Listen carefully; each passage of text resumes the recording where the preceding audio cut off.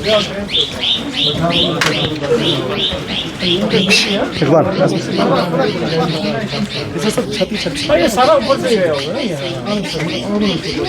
कैसी उमर थोड़ा सा ही था बोल यहाँ से सो इफ्तार में उमर ये था बोल असर नमाज असर नमाज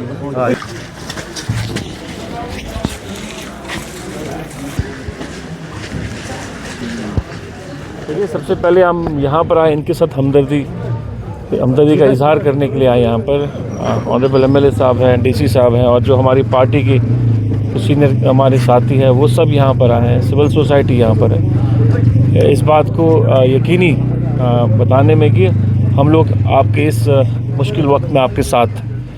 और जहाँ तक रिलीफ की बात है, ऑनरेबल सीएम साहब ने मुझे कहा है पर्सनली जाने के लिए। मैं आया और मैंने खुद जायज़ा लिया यहाँ पर। तो सीएम साहब के रिलीफ फंड में जितना मुमकिन हो सकता है इंशाल्लाह रहमान वो हम करेंगे। अपार्ट फ्रॉम जो हमारा एसडीआरएफ का जो नॉर्म है उसमें डीसी साहब ने ऑलरेडी इनको चेक्स दे दी है, रेड क्रॉस में चेक्स दे दी है और जो भी सरकार से बन पाएगा इंशाल्लाह रहमान वो इनके लिए करेंगे। डिकंजेशन वो सरकार की तो प्रायोरिटी है कि डिकंजेशन हो जाए। अब उसके लिए लैंड अवेलेबल होना चाहिए। अभी एज इफ़ ना अभी सरकार को बने हुए 4-5 महीने हुए हैं। उस चीज़ को हम एग्जामिन करेंगे किस तरह हम कर सकते हैं। ये फ़िलहाल हम ये देख रहे हैं कि इस एरिया को कैसे हम सिक्योर करें।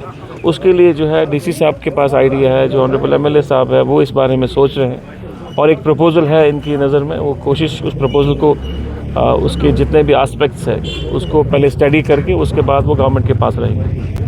सर अक्सर व बेशतर जो यहाँ पे ट्रैफिक जाम रहता है, हालांकि पार्किंग यहाँ पे नहीं है क्योंकि गांव जात से लोग आते हैं, चाहे दुकानदार तबके के लोग, वो गाड़ियाँ अपने ब्रिज पे रखते हैं। उसकी वजह से फायर सर्विस अमले को भी काफ़ी सारे दुश्वारियों का सामना करना पड़ रहा है। क्या उस पर जो है आने वाले दिनों पे गौर खोज किया जाएगा? तक रोड की बात है, रोड की मरम्मत की जाएगी और डिपार्टमेंट ऑफ पीडब्ल्यूडी को कहा गया है कि इस रोड की मरम्मत करें, वो इसको अपग्रेड करेंगे।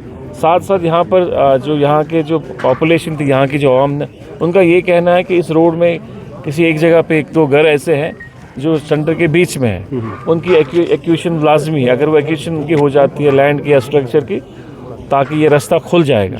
वो डी साहब को हमने कहा कि उसके लिए आप एग्जामिन करें वो जो उनकी डिमांड है और उसको एग्जामिन किया जाएगा। उसके जितने भी एस्पेक्ट्स उसको एग्जामिन किया जाएगा। उसके पास सरकार के पास प्रपोजल आ जाएगा, फिर उस पर गौर किया जाएगा। सर लोगों ने आपके साथ अभी थोड़ी देर पहले बात की, क्या डिमांड रखी गई स्पेशली अगर जो हम शहरी खास इलाके की बात करें? नहीं, उनका यही मेन मकसद था कि फ़िलहाल इन 2-3 महीनों के लिए उनके लिए अकोमोडेशन का बंदोबस्त किया जाए। जो डीसी साहब ने कहा कि हमने उनके लिए अवेलेबल किए थे कम्युनिटी सेंटर्स, पर उनका ये मानना है कि वो बड़े साइज़ के हैं तो वहाँ पर सर्दी है।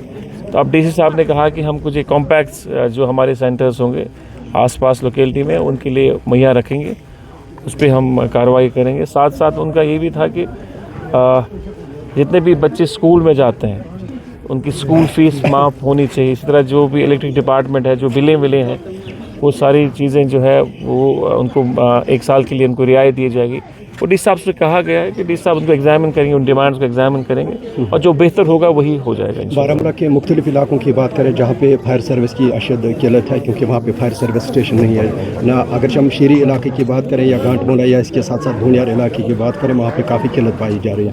जिस वक्त खुदा न खास्ता कोई इंसिडेंट पेश आता है उस वक्त मुकामी लोग जो है आगे रहते हैं, चाहे एडमिनिस्ट्रेशन की बात करें या हम उस वक्त सिविल सोसाइटी या जो आर्मी जो फौज रहती हैं उस पर जो है गौर खोज किया जाएगा फायर सर्विस स्टेशन के ऊपर। जहाँ भी डिमांड आती है, अब देखिए डिमांड्स बहुत आती है। गवर्नमेंट ने रिसोर्स को देखना होता है। गवर्नमेंट के पास जितने रिसोर्स हैं उसी हिसाब से वो डिमांड्स पूरी करता है।